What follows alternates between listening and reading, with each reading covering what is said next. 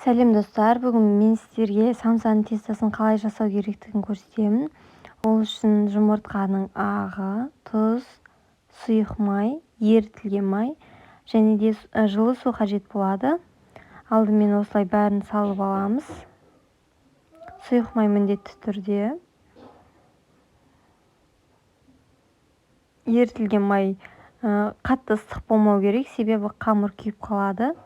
Сондықтан да оны суытып барып құйғандарыңыз дұрыс болады.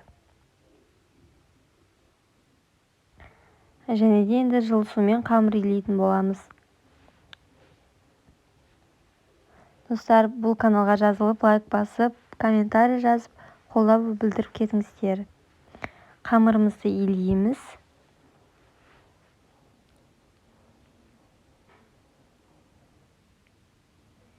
Өте керемет теста шығады.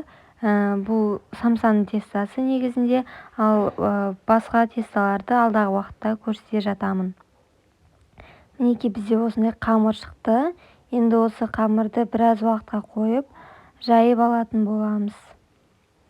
Жайып, арасына тағы да ерітілген майды осылай жағып шығып, өздеріңізге ыңғайлы қалыпта орап аламыз. Мінекей менде дайын, баршаңызға ас болсын.